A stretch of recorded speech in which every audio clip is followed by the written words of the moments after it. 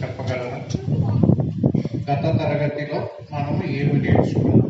మీ సొంత మాట చూడకుండా మీకు ఎంత గుర్తుంటే అంత చెప్తారా ఎవరైనా? గత తరగతిలో ఏమి నేర్చుకున్నాం? రైట్. ఎంత విన్నా ఎంత నేర్చుకున్నా మన దగ్గర మిగిలినదే మన సొంతం. ఏమి నేర్చుకున్నాం చెప్పండి లాస్ట్ క్లాస్లో? చెప్పండమ్మా.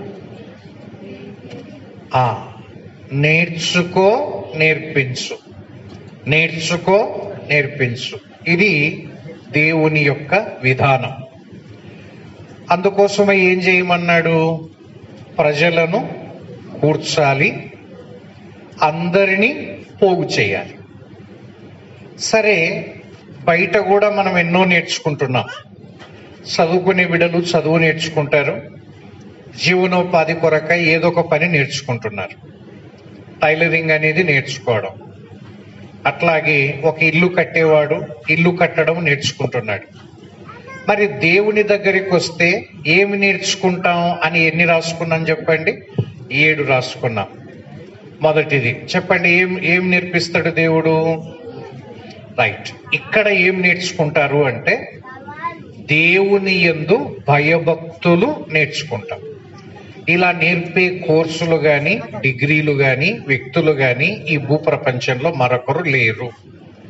మీరు ఎన్ని కోర్సులను చదవండి, ఈ సిలబస్ ఉండదు. దేవుని యందు భయభక్తులు కలిగి ఉండుట అన్నది ఇక్కడ నేర్చుకుంటాం. రెండవది ఆయన కట్టడలు విధులు. దేవుని పిల్లలముగా దేవుని కట్టడలను పాటించాలి. మనము లోక కట్టడలు మనకు బాగా పరిచయం. వివాహ సమయాల్లో కానీ చాలా నిక్కచ్చిగా పాటిస్తూ ఉంటాం. కానీ దేవుని పిల్లలముగా దేవుని యొక్క కట్టడలు పాటించాలి అంటే ముందు ఆ కట్టడలు ఏంటో మనకు తెలియాలి. అవి ఇక్కడ నేర్పిస్తారు. తర్వాత మూడోది ఆయన చిత్తానుసారంగా ప్రవర్తించుట.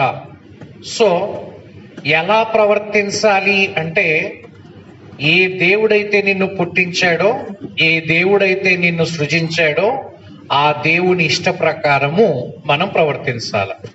ఒక పెన్ను ఉందనుకోండి, ఈ పెన్ను ఎట్లా బ్రతకాలి అంటే ఆన్సర్ ఏంటంటే, ఈ పెన్ను ఎవడైతే చేసినాడో వాని ఇష్ట ప్రకారం ఇది బ్రతకాల, ప్రవర్తించాలి. ఈ పెన్ను చేసినోని అడుగుదాం, అయ్యా ఈ పెన్ను ఎందుకు చేసినావు అంటే రాసుకోవడానికి చేసినా అని. కాబట్టి ఇది ఎట్లా ప్రవర్తించాలా? రాస్తూ ఉండాలి. అప్పుడు ఈ పెన్ను సరిగ్గా ప్రవర్తించినట్టు. మనము ఎవరినంటే వాళ్ళని అడగకూడదు, దేవుణ్ణి అడగాల. దేవా, నీ చిత్తానుసారంగా ప్రవర్తించుటకు నాకు నేర్పుము అనాలి. నాలుగోది ఏం నేర్చుకున్నాం? మేలు చేయుట. అది క్రైస్తవుని యొక్క స్వభావం.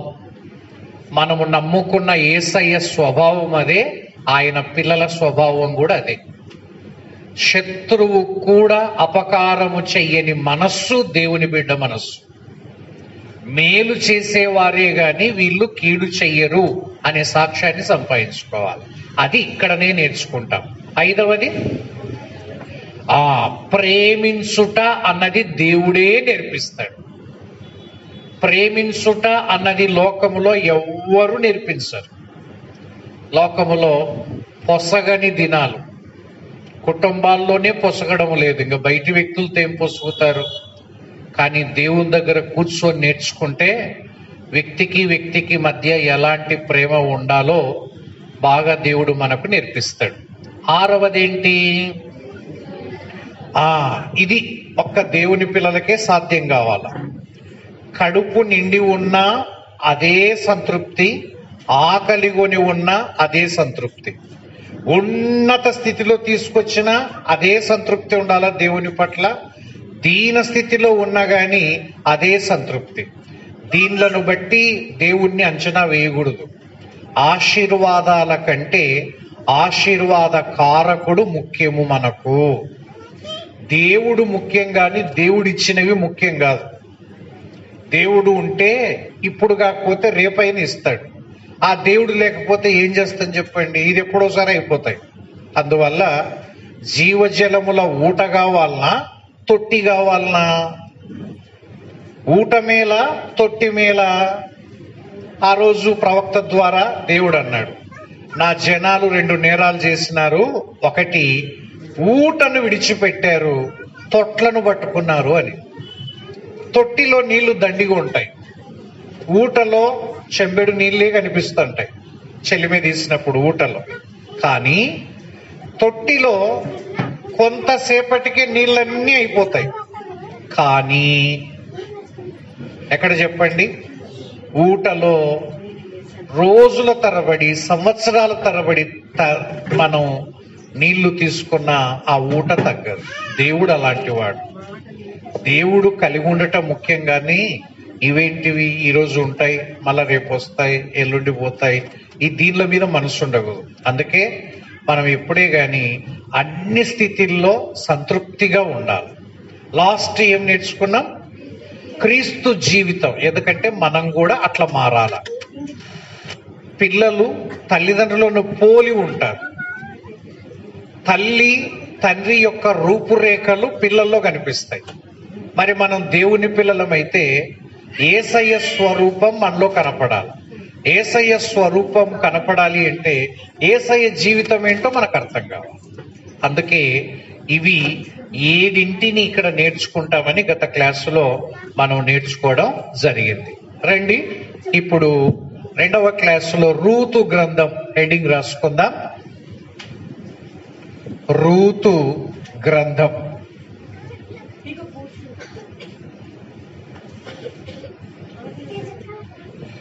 ఈరోజు ఫస్ట్ దాంట్లో పరిచయం అని రాసుకుందాం.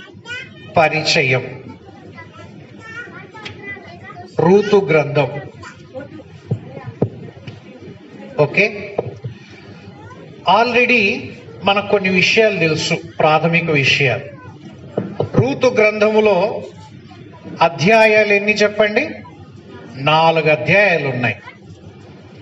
తర్వాత వచనాలు ఎన్ని ఉన్నాయని చెప్పినాను? 84 వచనాలు. కేవలం 4 అధ్యాయాలు గల పుస్తకం. ఎవరికైనా సులభంగా అర్థమయ్యే సంగతి.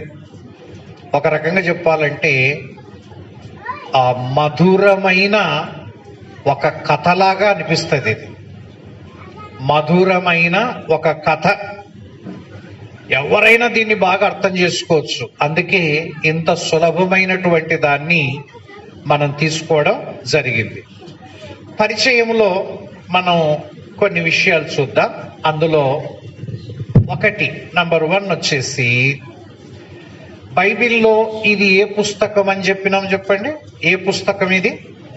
రైట్, చరిత్ర పుస్తకం. చరిత్ర పుస్తకం. చరిత్ర పుస్తకం. సో బైబిల్లో పుస్తకాలు మొత్తం ఎన్ని? 66. చాలా మంది ఏమనుకుంటుంటారు అంటే బైబిల్ అంతా ఎవరో ఒకరు రాశారేమో, బైబిల్ని ఒకరు రాశారేమో, ఆ బైబిల్ ఒక చోట కూర్చొని రాశారేమో అనుకుంటారు. కానీ 1500 సంవత్సరాల పాటు, 1500 సంవత్సరాలు వేరు వేరు వ్యక్తులు, వేరు వేరు దేశాల్లో, వేరు వేరు ప్రాంతాల్లో రాసిన పుస్తకాల సంకలనమే. ఒక రకంగా చెప్పాలంటే ఈ బైబిలే ఒక లైబ్రరీ, బైబిలే ఒక గ్రంథాలయం. ఎందుకు చెప్పండి? ఇది ఒక పుస్తకం కాదు, ఒక పుస్తకం కాదు. దీంట్లో ఉండేది ఎన్ని పుస్తకాలు ఉన్నాయి? 66 పుస్తకాలు ఉన్నాయి. ఈ 66 పుస్తకాల్లో పాత నిబంధనలో 39, ఈ 39లో చరిత్ర పుస్తకాలని 12 ఉన్నాయి. చరిత్ర పుస్తకాలు. ఇప్పుడు అడుగుతున్నాను, చరిత్ర అంటే ఏమి? గడిచిపోయిన కాలానికి సంబంధించింది. మరి ఇప్పుడు ఎందుకు చదువుకోవాలి? ఇప్పుడు చదువుకోవడం వల్ల ఉపయోగం ఏమి? రూతు గురించి, నయోమి గురించి, బోయజు గురించి ఈ రోజు 2020లో చదువుకోవడం వల్ల ప్రయోజనం ఏముంది?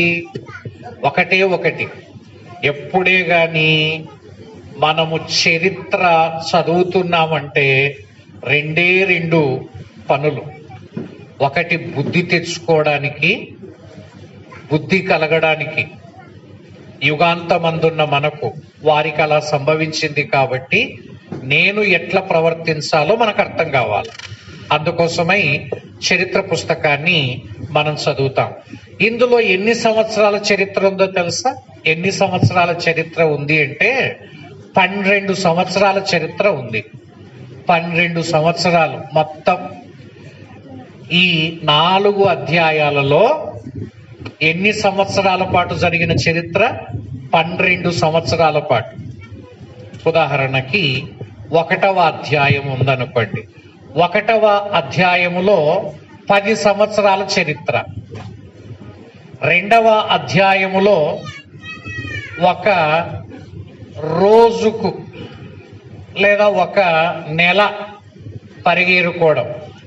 3వ అధ్యాయములో ఒక రాత్రి కళ్ళములో జరిగిన చరిత్ర, 3వ అధ్యాయం. 4వ అధ్యాయములో వివాహం కావడం, కుమారుడు కలగడం, 1 సంవత్సరం. మొత్తం 12 సంవత్సరాలు దాదాపు. కాబట్టి రూతు గ్రంథము ఎన్ని సంవత్సరాల చరిత్ర కనిపిస్తుంది? 12 సంవత్సరాల చరిత్ర అని గుర్తుపెట్టుకుందాం.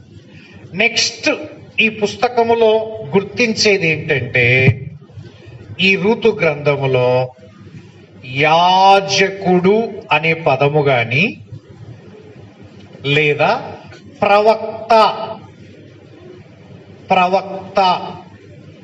అని అట రాసుకోండి. యాజకుడు ప్రవక్త.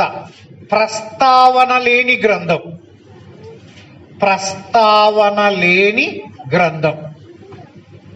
ప్రస్తావన లేని గ్రంథం అంటే ఇప్పుడు పాత నిబంధనలో మీరు ఏదన్నా చదవండి, పాత నిబంధనలో ఏ పుస్తకమన్నా తెరవండి, ఖచ్చితంగా ఈ పేర్లు కనిపిస్తాయి. ఏం పేరు చెప్పండి?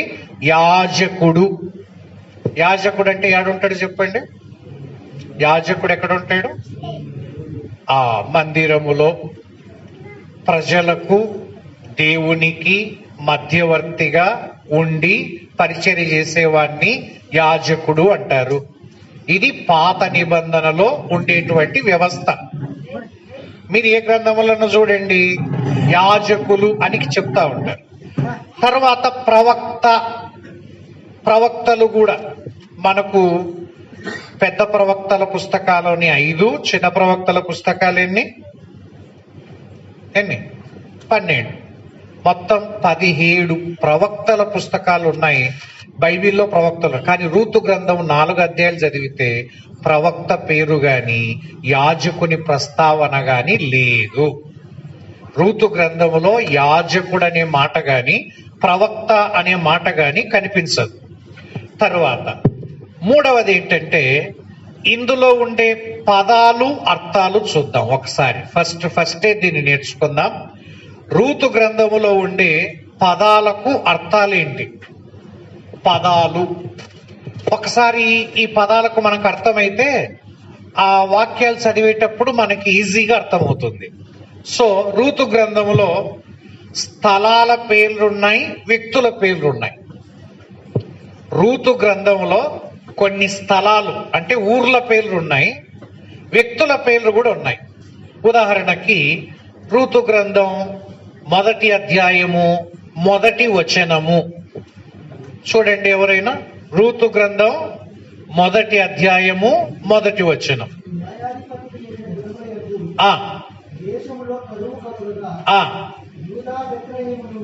చాలు. ఇది ఒక ఊరి పేరు.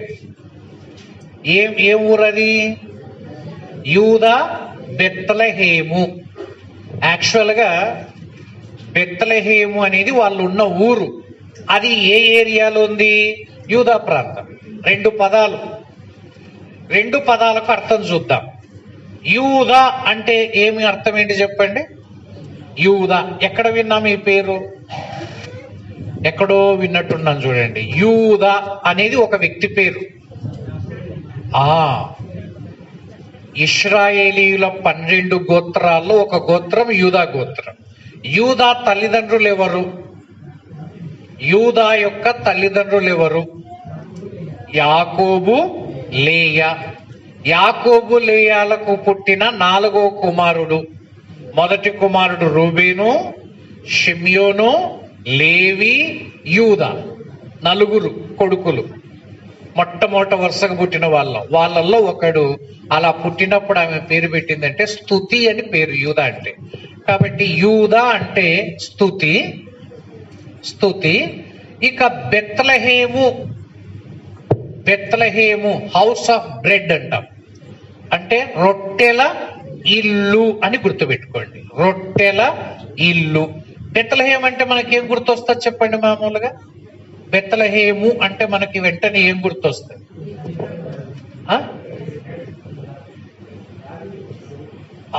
దావీదు. ఎట్లా గుర్తొచ్చినాడు బెత్లహేం అంటే? దావీదు. Right, very good. దావీదుకు బెత్లహేముకు సంబంధం చెప్పు. నీకు ఎట్లా గుర్తుంది ఇది?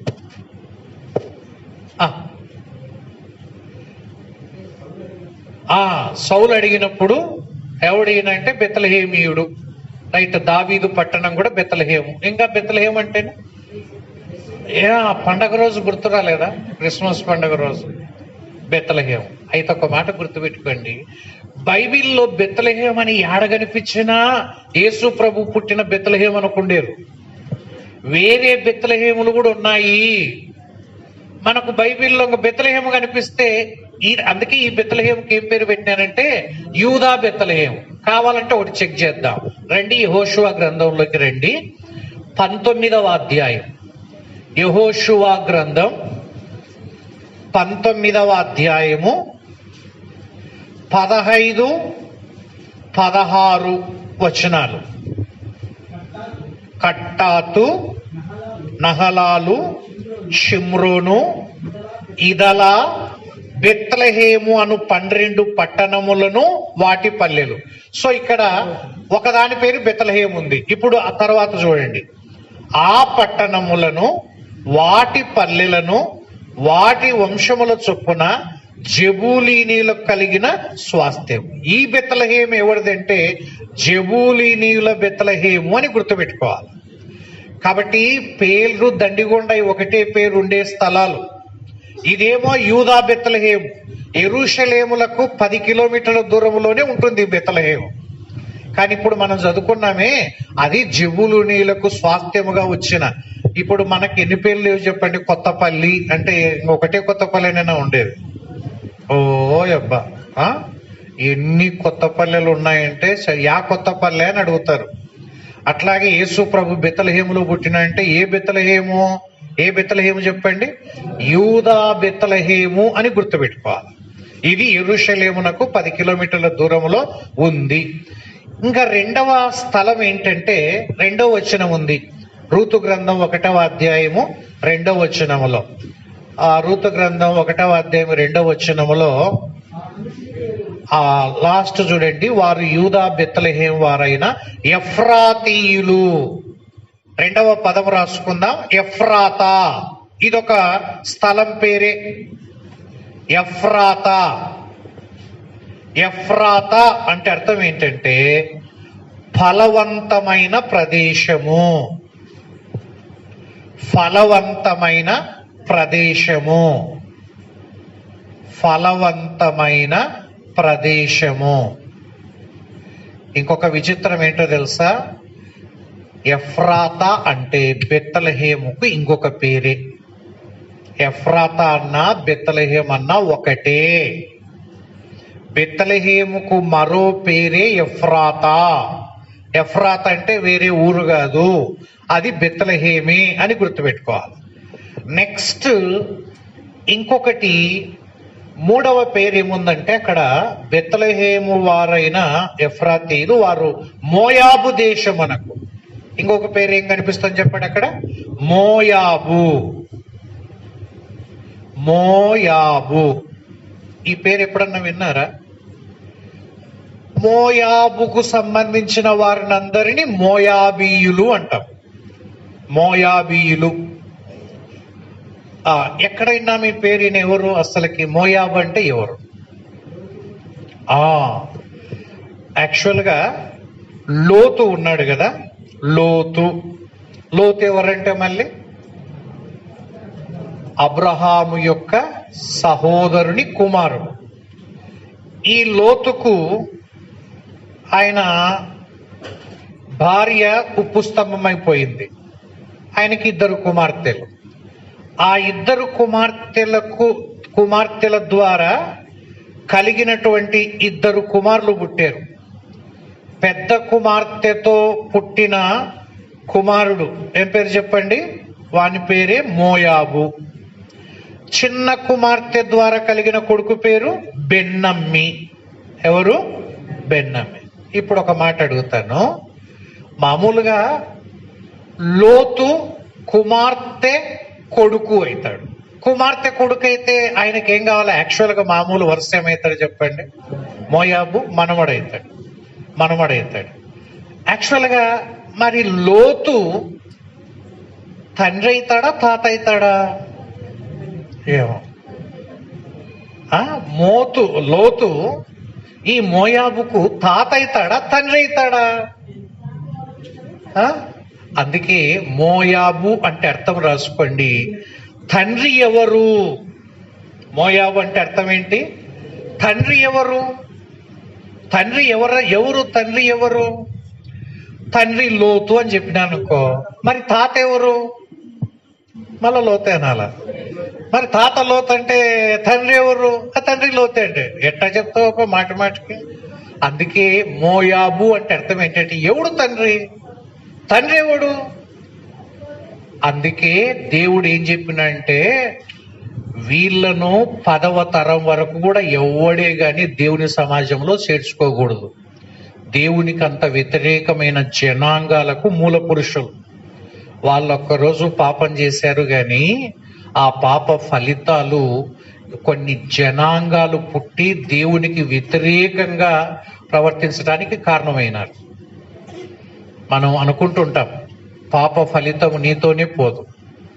అబ్రాహాము చేసిన ఒక తప్పిదం ఈనాటి వరకు కూడా అనుభవిస్తున్నారు. 24 గంటలు యుద్ధాలే. ఇష్మాయేలు సంతానం, ఇస్సాకు సంతానం. ఆ రోజు ఈయన అబ్రహాము తప్పు చేయకుండా ఉంటే అసలుకు ఈ సమస్యలే ఉండేవి కాదు. ఈనాటికి కూడా సమస్యలకు కారణం ఏంటంటే అందుకే పాపపు ఫలితం అది నీతోనే పోదు, నీ తర్వాత కూడా. అందుకే గుర్తుపెట్టుకోండి, మోయాబు అంటే అర్థం ఏంటంటే తండ్రి ఎవరు అని అర్థం. తండ్రి ఎవరు? సరే, తర్వాత ఇప్పుడు టపటప వ్యక్తుల పేరు రాసుకుందాం. మొట్టమొదట కనిపించే వ్యక్తి ఎవరంటే ఎలీమెలెకు. ఈ గ్రంథములో కనిపించే తరువాత వ్యక్తి పేరు ఏం పేరు? ఎలీమెలెకు. ఎవరు ఎలీమెలెకు? నయోమి భర్త పేరు ఎలీమెలెకు. ఎలీమెలెకు అంటే దేవుడే నా రాజు అని అర్థం. దేవుడే నా రాజు. దీన్ని బట్టి ఏమర్థమవుతుందంటే వీళ్ళు ప్రభువు నమ్ముకున్న కుటుంబం, దేవుణ్ణి ఎరిగిన కుటుంబం. బైబిల్లో రాయబడి ఉంది, యెహోవా దేవుడుగా కలిగిన జనులు ధన్యులు. ఈ ప్రపంచంలో కోట్ల రూపాయలు కలిగిన వారు ఉన్నారు, మేడమిద్దెలు కలిగిన వారు ఉన్నారు, ఆస్తులు ఐశ్వర్యాలు కలిగిన వారు ఉన్నారు. కానీ బైబిల్ చెప్పే మాట ఏంటంటే ఎవరికైతే యెహోవా దేవుడుగా ఉన్నాడో వారే ధన్యులు. కోట్ల రూపాయలు కలిగిన వారు ధన్యులుగా. సో ఎలీమెలెకు అంటే అర్థం ఏంటి? దేవుడే నా రాజు. షార్ట్ కట్లో చెప్పాలంటే దేవరాజు. దేవుడే నా రాజు అంటే ఏం చెప్పండి? దేవరాజు. ఉన్నాడేనా దేవరాజు? ఇంకొక అర్థం ఏంటి దేవరాజు అంటే? దేవుడే నా రాజు అంటే నేను నా దేవుని అధికారానికి లోబడుతున్నాను, నా దేవుని ప్రభుత్వానికి ఒప్పుకుంటున్నానని అర్థం. దేవుడే నా రాజు, దేవరాజు అంటే. తర్వాత వ్యక్తి పేరు రాసుకుందాం, నయోమి. 5వది నయోమి. ఈ పేర్లకు అర్థాలు ముందే తెలిస్తే నెక్స్ట్ అర్థం చేసుకోవడానికి వీలైతుంది. నయోమి అంటే అర్థం చెప్పండి. Very good. మధురం. ఇది దేవుడు పెట్టిన పేరు. నయోమి అని దేవుడు పెట్టినాడు. కానీ నయోమికి ఇంకో పేరు కూడా ఉంది. ఇది ఎవరు పెట్టినారు పేరు? ఆమెనే పెట్టుకుంది, ఎవరు పెట్టలే. నన్ను నయోమి అనొద్దు, మారానండి. దేవుడు మధురంగా బ్రతుకును చేస్తే మారాగా మార్చుకుంది ఎవరు కాదు, ఆమెనే. కాబట్టి చేజేతుల తన జీవితాన్ని మారాగా చేసుకుంది. మారా అంటే అర్థం ఏంటి? చేదు కావడానికి కారణం దేవుడు కాదు. దేవుడు నయోమి జీవితాన్ని మధురంగా ఉండాలని దేవుడు ఆమె జీవితాన్ని ఆశీర్వదించినాడు. కానీ ఆమె చేసిన తప్పు వల్ల ఆమె జీవితం మారాగా మారింది. నయోమి అంటే 2 పేర్లు, మధురము, మారా అంటే చేదు. ఇది 21 సార్లు ఉంది నయోమి పేరు ఈ గ్రంథంలో. ఈ 4 అధ్యాయాల్లోనే నయోమి అనే పేరు ఎంచుకుంటే లెక్క పెట్టుకుంటే 21 సార్లు కనిపిస్తుంది. తర్వాత పేరు రాసుకుందాం. తర్వాత కొడుకుల పేరు రాద్దాం. వీళ్ళిద్దరికి కొడుకులు ఉన్నారు కదా. మొదటి వాని పేరేం పేరు చెప్పండి? మహ్లోను. ఇంకొకని పేరు కిల్యోను. మహ్లోను, కిల్యోను. ఎంత చక్కటి కుటుంబం చూడండి. భార్య, భర్త, 2 కొడుకులు. ఇంతకన్నా ఇంక కుటుంబానికి ఏం కావాలి చెప్పండి? దేవుడు ఎంత బాగా ఆశీర్వదించినాడు. చక్కటి కుటుంబం. మరి వాళ్ళ అర్థం చూద్దాం చూడండి.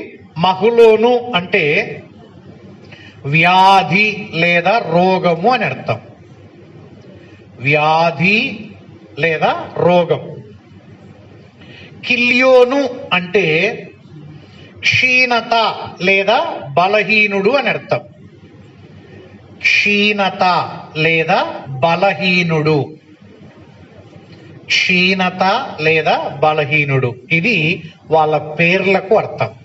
మహ్లోను, కిల్యోనుల పేర్లకు. తర్వాత వాళ్ళిద్దరికి పెళ్లిళ్ళు చేసుకున్నారు. వాళ్ళ భార్యల పేర్లు చెబుదాం. రూతు. రూత్ ఎవరి భార్య తెలిసిన యాక్చువల్గా ఇద్దట్లో? ఎవరి భార్య? మనం పెద్ద కోడలు, చిన్న కోడలు అనుకుంటుంటాం. అట్ట ఏం రాయలే బైబిల్లో పెద్ద కోడలు, చిన్న కోడలని. ఒక్క మాట ఒకసారి చూసినాం కదా. 4వ అధ్యాయం తిప్పండి. 4వ అధ్యాయము 10వ వచనములో కింది మధ్య భాగంలో ఉంది చూడండి. మహులోను భార్య అయిన, ఇంకా కన్ఫ్యూజన్ పడొద్దండి. పెద్ద కోడలు, చిన్న కోడలు అని చెప్పేదానికంటే కూడా రూతు ఎవరి భార్య? మహులోను భార్య. మహులోను భార్య. ఇప్పుడు రూతుకు అర్థం చెప్పండి. రూతు అంటే సౌందర్యము లేదా స్నేహము. సౌందర్యము లేదా స్నేహము అని అర్థం రూతు అంటే. ఈమె పేరు 11 సార్లు ఈ పుస్తకంలో కనిపిస్తుంది. రూతు పేరు. ఎప్పుడన్నా ఫ్రీగా ఉన్నప్పుడు రూత్ అన్నిటికీ అటు అండర్లైన్ చేసుకొని రాయండి. మొత్తం 11 సార్లు.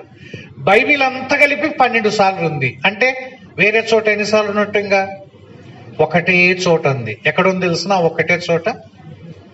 ఒక్కటే చోట మత్తయి సువార్తలో, యేసుక్రీస్తు వంశావళిలో ఆడుంది. ఈడంగా రూతు గ్రంథంలో దాటితే మత్తయి సువార్తలు కనిపిస్తాయి. అది 12 సార్లు మొత్తం బైబిల్ అంతా. ఒక్క రూతు గ్రంథంలో మాత్రం. అంటే రూతు వాళ్ళ సొంత ఊరు ఎక్కడ? మోయాబు. మోయాబు నుంచి గమ్యం ఎక్కడికి చేరింది? మత్తయి సువార్తలో క్రీస్తు వంశావళి. అంటే ఆమె ప్రయాణం ఎట్లా సాగింది తెలిసిన? మోయాబు నుంచి ఎక్కడ అడుగుపెట్టింది? యూదా దేశములో అడుగుపెట్టింది. యూదా దేశములో నుంచి బెత్లెహేములోకి అడుగుపెట్టింది. బెత్లెహేములో నుంచి బోయజు పొలములో అడుగుపెట్టింది. బోయజు పొలములో నుంచి బోయజు కళ్ళములోకి అడుగుపెట్టింది. బోయజు కళ్ళములో నుంచి బోయజు పాదాల దగ్గర అడుగుపెట్టింది. బోయజు పాదాల దగ్గర నుంచి బోయజు హృదయములో చోటు దొరికించుకుంది. అంతే కదా. ఆమెను చూసి బోయజు హృదయములో చోటు దొరికినాక బోయజు ఇంటిలో చోటు వచ్చింది. బోయజు ఇంట్లోకి పోయింది. బోయజు ఇంట్లోకి పోయిన తర్వాత క్రీస్తు వంశావళిలోకి చేర్చబడింది. ఏం ప్రయాణం చూడండి. ఎక్కడి నుంచి ఎక్కడికి వచ్చింది. అలా ఒక్కొక్క అడుగు వేసుకుంటూ యేసుక్రీస్తు వంశావళిలో చేర్చబడింది రూతు. అది కరెక్ట్ ప్రయాణం. ఆ శాపగ్రస్తులైన మోయాబు దేశము నుండి యేసుక్రీస్తు వంశావళిలోకి. రూతు అంటే సౌందర్యము లేదా స్నేహము అని అర్థం. తర్వాత పేరు రాసుకుందాం, ఓర్పా. ఇంకా ఓర్పా ఎవరి భార్య అంటే కిలియోను భార్య. ఓర్పా. ఓర్పా అంటే ఏమని అర్థం తెలుసిన? మెడ లేదా మెడ వంశనిది లేదా జూలు అని అర్థం అంట. జూలు ఎవరికి ఉంటుంది జూలు చెప్పండి? సింహానికి ఉంటుంది చూడండి, అట్లా జూలు అది. ఓర్పా పేరు ఈ గ్రంథములో 2 సార్లు కనిపిస్తుంది, ఇంకెక్కడ కనిపించదు. యాక్చువల్గా ఇద్దరు కలిసి బయలుదేరినారు. కొంచెం దూరం ప్రయాణం చేసిన తర్వాత ఓర్పా వెనక్కి వచ్చింది, రూతు కంటిన్యూగా ముందుకు సాగింది. ముందుకు సాగిన రూతు పేరు క్రీస్తు వంశాల్లో చేర్చబడితే వెనక్కి వెళ్ళిన ఓర్పా ఇంకా అడ్రస్ లేకుండా పోయింది. ఎవరైనా అంతే. దేవుని యందు నడుస్తూ వెనక తీసినేడలా నా ఆత్మకు వాని యందు సంతోషం లేదు. నాగటి మీద చేయి పెట్టిన తర్వాత వెనక్కి తిరిగి చూడకూడదట, ఇంకా పోతూనే ఉండాలి. రూతు ఓర్ప ఇద్దరు అడుగులు ముందుకేసినారు, కొంచెం దూరం కలిసే నడిచినారు. ఓర్ప కొంత దూరం వెళ్ళి వెనక్కి వచ్చింది, రూతు అలాగే వెళ్ళిపోయింది. ఆమె భవిష్యత్తు ఏమైంది, ఈమె భవిష్యత్తు ఏమైందో చూడండి. ఇది మనము నేర్చుకునేది. సో ప్రధానమైన వ్యక్తుల పేర్లు, వాటి యొక్క అర్థాలు రాసుకున్నాం. ఓకే, నెక్స్ట్ ఇది మూడవది. పరిచయములో మనం సబీడింగ్ మూడవది.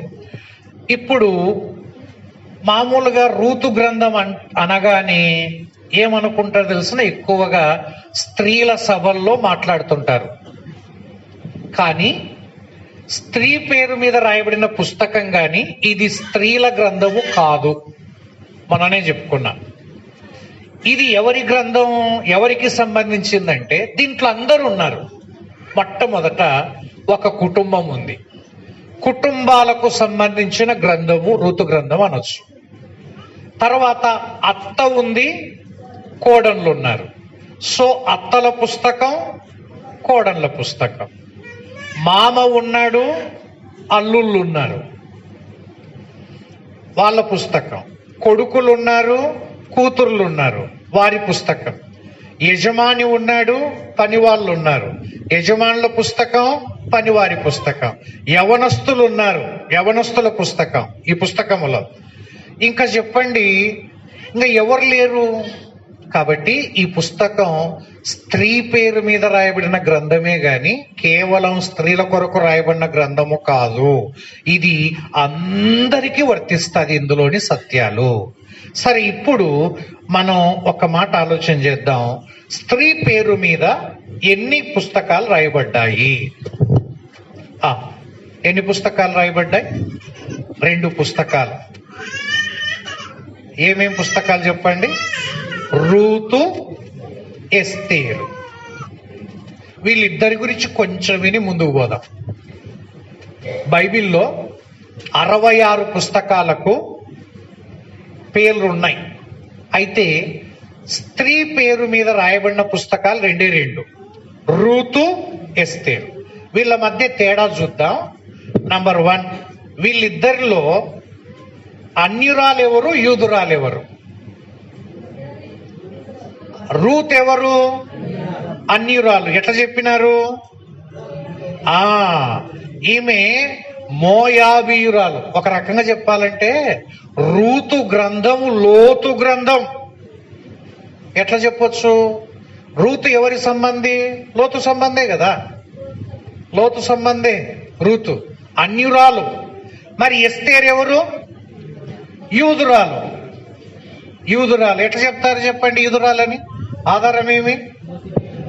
మొర్దకై ఉన్నాడు కదా, మొర్దకైకి ఏమైతుంది?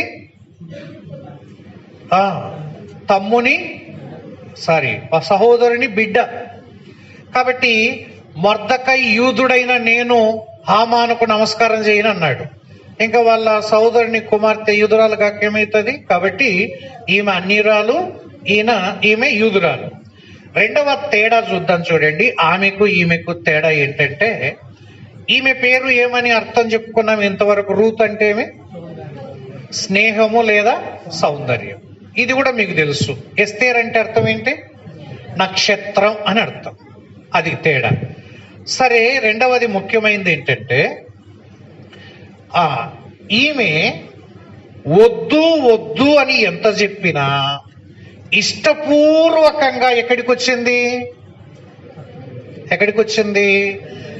అన్య దేశము నుండి ఎక్కడికి వచ్చింది? యూదా దేశానికి వచ్చింది. యూదా దేశానికి ఇష్టపూర్వకంగా వచ్చిందా, బలవంతంగా వచ్చిందా? ఇష్టపూర్వకంగా. వాళ్ళ అత్త ఏమని చెప్పింది? వద్దమ్మా వెళ్ళిపోండి, మీ ఇంటికి పోండి, మీ అమ్మగారి ఇంటికి వెళ్ళండి అని.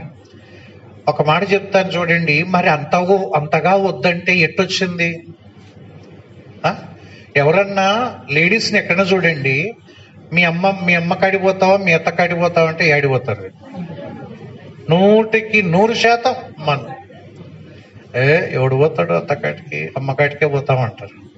కానీ రూతు అమ్మ వద్దనుకొని అత్త వెంబడి వచ్చిందంటే ఏమర్థమో తెలుసా? నయోమి ప్రవర్తన అమ్మను మరిపించింది.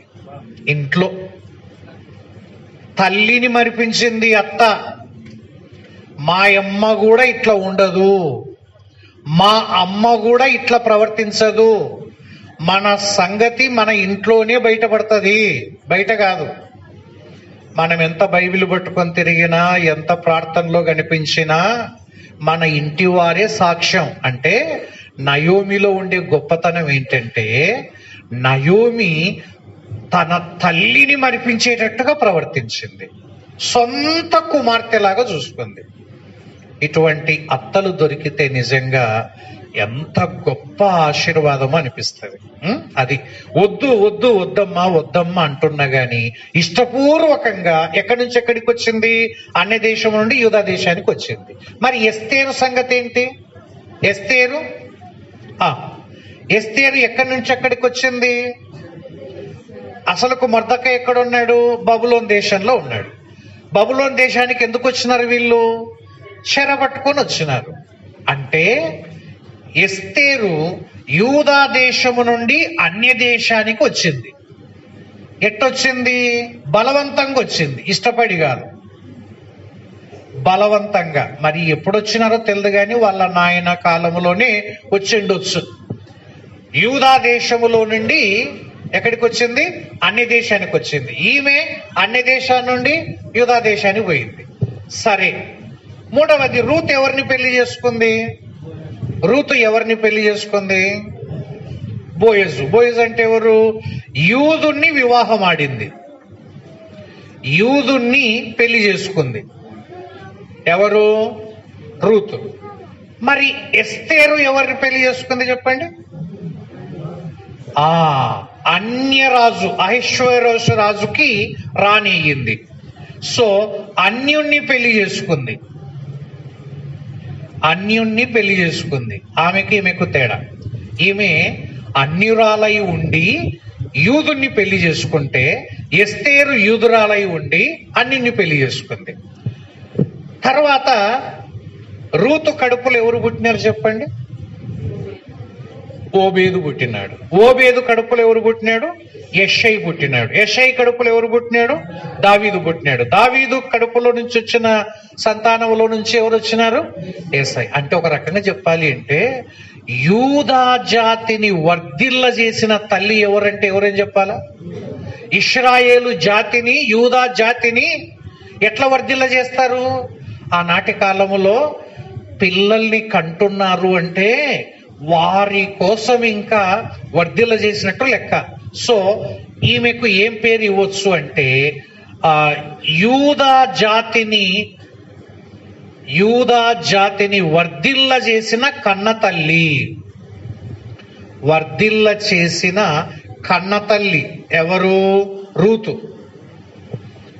అసలుకు రూతు కడుపులో నుంచి వచ్చిన వారిలో నుంచే దావీదు వచ్చాడు. దావీదు వంశము, ఇంకా దావీదు కుమారులు ఆ దావీదు అంకండి.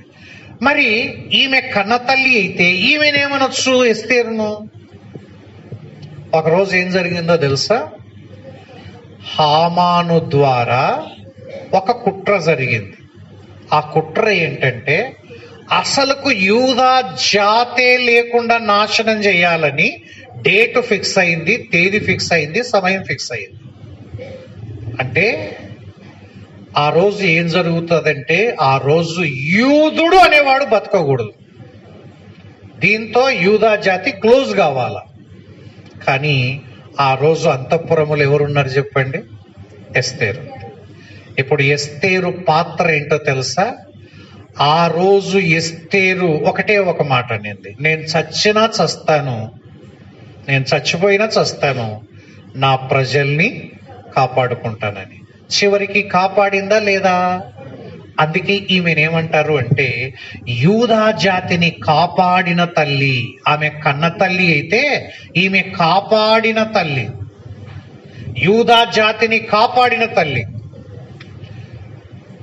ఇప్పుడు చెప్పండి, ఎవరి పాత్ర వారిది, ఎవరి పాత్ర వారిది. ఆ రోజు రూతు పాత్ర రూతు చేసింది, ఎస్తేరు పాత్ర ఎస్తేరు. ఈరోజు సంఘములో మన పాత్ర ఏంటి? ఒక మాట, సంఘానికి రెండు కావాలా. సంఘములో వర్ధిల్ల చేసే వ్యక్తివైనా కావాలి, సంఘములోని వ్యక్తులను కాపాడే వ్యక్తివైనా నువ్వు కావాలి. సంఘం ఎట్లా వర్ధిల్లుతా చెప్పండి? ఈమె బోయజు వంశాన్ని ఎట్లా వర్ధిల్ల చేసింది? కుమారుణ్ణి కని. సంఘం ఎట్లా వర్ధిల్లుతుంది? ఆత్మలను కంటే. నన్ను దేవుడు పిలిస్తే కొన్ని ఆత్మలనైనా రక్షించి సంఘములో చేరిస్తే నువ్వు ఈ రోల్, సంఘమును వృద్ధి చేసిన వ్యక్తిగా నువ్వు నిలబడతావు. కొంతమంది ఈమె కనకపోయినా గాని ఏం చేసిందంటే యూదా జాతిని నాశనం కాకుండా కాపాడింది. అట్లాగే సంఘాన్ని కాపాడే పాత్ర నువ్వు వర్ధిల్ల చేస్తావా, కాపాడతావా? సంఘం నీ ద్వారా వృద్ధిలోకి వస్తుందా, పుట్టిన బిడ్డల్ని కాపాడతావా నాశనం కాకుండా? ఎవరి పాత్ర వారిది. నీదే పాత్ర. మరి సంఘములో ఏ పాత్ర ఉంది నీకు? ఏం చేస్తున్నావు చెప్పండి? సంఘాన్ని వర్ధిల్ల చేస్తున్నావా, సంఘాన్ని కాపాడుతున్నావా? ఏది లేదు. అట్లంటే మనం ఎట్టటి వారం చెప్పండి? కాబట్టి దేవుని సంఘములో దేవుని ఎదుట ఎవరి పాత్ర వారిది ఉండాలి.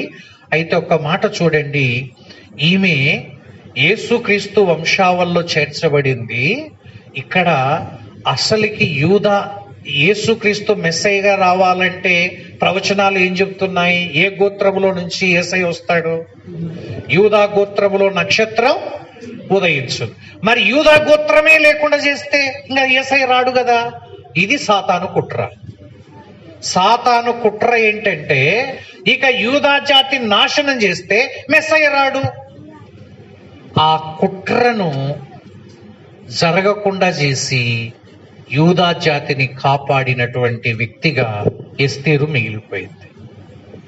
ఆ రోజు ఆ పని చెయ్యకపోయి ఉంటే దేవుడు ఏదో ఒక రకంగా వాళ్ళని రక్షించేవాడు లేండి, కానీ ఆమె పాత్ర ఆమె చేసింది. ఈ రోజు కూడా మనం ఎంతో కొంతకాలం బతుకుతాం. దేవుడు ఇంతమందిలో నిన్నే రక్షించుకొని నిన్నే ఎందుకు ఆయన బిడ్డగా చేసుకున్నాడు తెలుసా? నీ పాత్ర నువ్వు చేస్తావని. నువ్వు ఏమీ పట్టని వ్యక్తిగా ఉంటే ఇంకెవరు ఏం చేయలేరు. కాబట్టి వీళ్ళిద్దరి మధ్య తేడా ఇది, ఇద్దరి మధ్య తేడా. సో రూతుకు ఎస్తేరుకు మధ్య తేడా. ఆ తర్వాత నెక్స్ట్ మళ్ళా నంబర్కి వద్దాం. అదేంటంటే 5 పరిచయంలో ముఖ్యమైన వ్యక్తులు. ఈ గ్రంథములో, రూతు గ్రంథములో ముఖ్య వ్యక్తులు ఎంతమంది చెప్పొచ్చు? చాలా మంది ఉన్నారనుకోండి. ముఖ్యమైన వారు ఎంతమంది? 3. రూతు గ్రంథములో ముఖ్యమైన వారు 3 ఉన్నారు. ఎవరెవరు చెప్పండి? 1 నయోమి, ఇట రాస్తాను, బోయజు, రూతు, వీళ్ళు ముఖ్యమైన వ్యక్తులు. నేను అడుగుతాను, మళ్ళీ ఈ ముగ్గురులో ముఖ్యమైన వాడు ఎవరు? ఎందుకు అంటే రూతు కదా ముఖ్యమైనది కాబట్టి రూతు పేరు పెట్టినారు కదా అనొచ్చు. కానీ రూతుకి ఇంత ఖ్యాతి రావడానికి కారణం ఎవరు? బోయజే. వితౌట్ బోయస్ రూత్ ఎవరు? బోయజ్ లేకపోతే రూత్ ఎవరు? బోయజే లేకపోతే రూత్ ఎవరు? రూతుకు అడ్రస్ ఏముంది? అడ్రస్. అట్లాగే బోయజులోని నయోమి కథ ఏమి? బోయజు లేకపోతే నయోమి గతి ఏంటి? నయోమి వంశం ఏంటి? అంటే ఇప్పుడు రూతు ఎవరికి సూచన తెలుసిన? అన్యులకు సూచన. రూతు ఎవరికి సూచన? అన్యులకు. నయోమి ఎవరికి సూచన? యూదులకు, ఇశ్రాయిళ్లకు సూచన. ఇప్పుడు మనం ఎవరి పార్టీలోకి సరిపోతాం చెప్పండి? రూతులోక, నయోమిలోక? అన్యులమా, యూదులమా మనం? ఏమి చెప్పండి? మీ గోత్రం ఏది చెప్పండి? మన గోత్రం ఏం చెప్పకూడదు, దేవునికి స్తోత్రం అనాలి కానీ గోత్రం చెప్పకూడదు. మన గోత్రాలు నక్క, బొక్క, కాకి గోత్రం, మల్లెపూల గోత్రం. ఇశ్రాయేలు గోత్రాలు ఎన్ని? 12. ఆ గోత్రాల్లో పుడితేనే వాళ్ళని ఏమంటారు? యూదులు. నువ్వు పుట్టినావు ఎవరన్నా? బెన్యామీను గోత్రం వాళ్ళు లేండి ఒకరు? బెన్యామీను గోత్రీయులారా లేండి? ఎవరు లేరు. రూబేను గోత్రం ఉండేవారు ఎవరన్నా ఉండారా? లేదు. మన గోత్రాలు పెళ్లి పత్రికలు చూస్తే తెలుస్తుంది, అంతవరకు తెలియదు. పెళ్లి పత్రికలో పెళ్లి వారి పిలుపు అని వేసినప్పుడు తెలుస్తుంది, ఓహో వీళ్ళ గోత్రం ఇదే, నక్కావారి పెళ్లి పిలుపు అని. నక్కావారి. కొంతమంది కుక్క అని కూడా ఉంది, కాకి వారి పెళ్లి పిలుపు అని. వాళ్ళ గోత్రము కాకి. మన గోత్రాలకు అంత విలువ ఏం లేదు, అన్ని గోత్రాలు కలిపి అన్యులమే. అంటే మనం రూతును చూసి ఈమె మోయాబీరాలు, ఈమె పనికిమాల వంశం అంటున్నాం. మనమంతా ఆ సరుకే. నయోమి ఎవరికి సూచన? యూదులు. ఇద్దరికి సరిపోయిన వ్యక్తి ఎవరు? బోయజ్. క్రీస్తు కూడా అన్యులమైన మనకు, తర్వాత ఇశ్రాయిలైన వారికి సరిపోయినవాడు. ఒక్క వచనం చూచి ముందుకు సాగుదాం. లూకాసు వార్త చూడండి. లూకాసు వార్తలో, లూకాసు వార్త 2:29 చూడండి. లూకాసు వార్త 2:29. సిమియోను యేసు ప్రభువుని ఎత్తుకొని పలికిన మాట. నాథా పోనిచుచున్నావు. బాగా వినండి. మొట్టమొదట ఏమన్నాడు? అన్యజనులు. తర్వాత అన్ని జనులకు ఎట్లున్నాడు యేసయ్య? వెలుగంట. తర్వాత చదువు. నీ ప్రజలైన ఇశ్రాయేలీలు. ఇశ్రాయేలీలకు యేసయ్య ఎట్లున్నాడు? ఇశ్రాయేలీలకు ఎట్లా చెప్పండి? మహిమ. తర్వాత చదువు. సకల ప్రజలకు, సకల ప్రజలకు రక్షణగా ఉన్నాడు యేసయ్య. ఇది యేసయ్య అన్ని జనులకు, యూదులకు, సకల ప్రజలకు. అన్ని జనులకు వెలుగ్గా ఉన్నాడు, ఇశ్రాయేళ్లకు మహిమగా ఉన్నాడు, సకల ప్రజలకు ఎట్లా ఉన్నాడు? రక్షణగా. అంటే అందరికీ సరిపోయిన వాడు యేసయ్యా. అందరికీ సరిపోయినవాడు. నువ్వు ఎవరివైనా పర్వాలేదు, యేసయ్య దగ్గరికి వస్తే చాలు. ఆయన అందరికీ సంబంధించిన వ్యక్తి అని గుర్తుపెట్టుకోండి. సో ఈ గ్రంథంలో ముఖ్యమైన వ్యక్తులు ముగ్గురు. రూతు అన్యులకు సూచన, అంటే మనందరికి సూచన. తర్వాత నయోమి ఇశ్రాయిల్ల 12 గోత్రాలకు సూచన. బోయజు వీళ్ళిద్దరికీ అర్థాన్ని తెచ్చిన వ్యక్తి, వాళ్ళిద్దరి జీవితాల్ని మార్చివేసిన వ్యక్తి. యేసయ్య కూడా అటు అన్యులకు, ఇటు ఇశ్రాయిళ్లకు, సకల ప్రజలకు ఆయన సరిపోయిన ఏకైక వ్యక్తి. ఏ ఒక్కరికో చెందినవాడు కాదు, ఒక జాతికి కులానికి చెందిన వ్యక్తి యేసయ్య కాదు అన్నటువంటిది. రైట్. Next number 6. దీంట్లో మళ్ళీ వద్దాం. ఈ గ్రంథములో ముఖ్య అంశాల్లో నంబర్ 6 చూద్దాం. 6వది ఏంటంటే ఈ గ్రంథములోని ముఖ్యాంశము అని రాసుకోండి. ఈ గ్రంథం అంతా చదివితే తేలేది ఏంటి? ఏముంది అంటే దేవుని యొక్క మహాకృప కనిపిస్తుంది. దేవుని యొక్క మహాకృప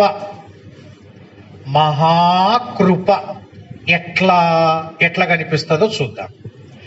దేవుని యొక్క మహాకృప అర్థం కావాలి అంటే రూతు గ్రంథం చదివితే అర్థమవుతుంది. ఇది అర్థం కావడానికి ఒక ఉదాహరణ ఏంటంటే ద్వితీయోపదేశకాండం 23వ అధ్యాయము 23వ అధ్యాయము 3-4 వచనాలు చదవండి. అమ్మోనీయుడే గాని మోయాబీయుడే గాని అని ఎవరు చెప్పినారు? ఎక్కడుంది ఇది? దీన్ని ఏమంటామంటే ధర్మశాస్త్రము ఏమి గీత గీసింది? చేరకూడదు. ధర్మశాస్త్రం ఏం చెప్పింది చెప్పండి? ఎవరు చేరకూడదు? అమ్మోనీయుడే గాని మోయాబీయుడే గాని దేవుని సమాజంలో ఎన్నటికీ చేరకూడదు. ఇది ధర్మశాస్త్రము గీచిన గీత. ఇప్పుడు మత్తయి సువార్త 5వ అధ్యాయము 1వ అధ్యాయం 5వ వచనం చూడండి. మత్తయి సువార్త 1వ అధ్యాయము 5వ వచనం.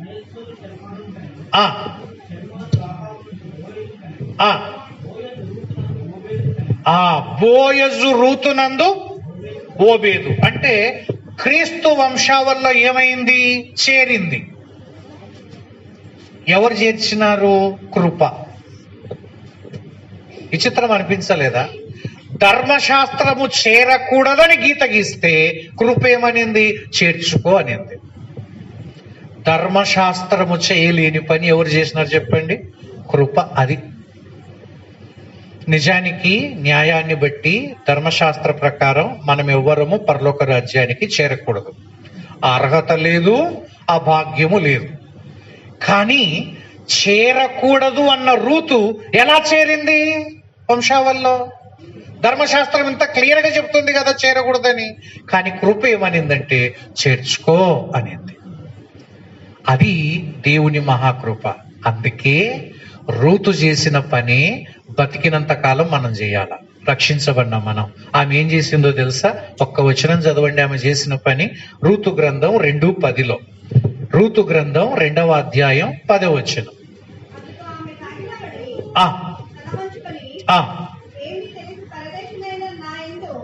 ఆ మాట చూడండి.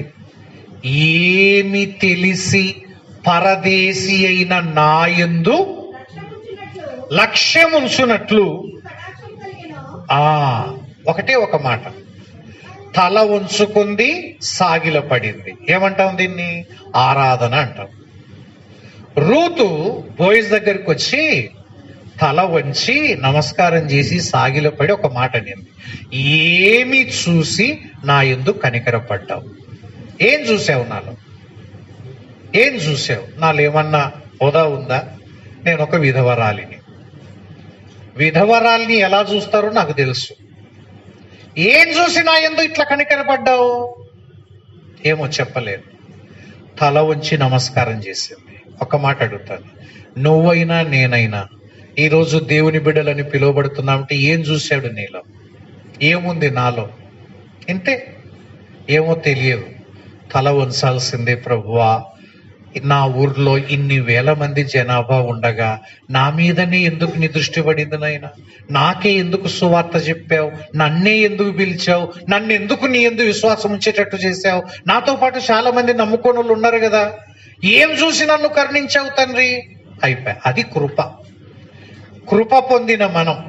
అందుకే ఎఫెసీ పత్రిక కృప ద్వారానే మనం ఏం చేశాం? రక్షించబడ్డాం. వేరే దాని వల్ల కాదు.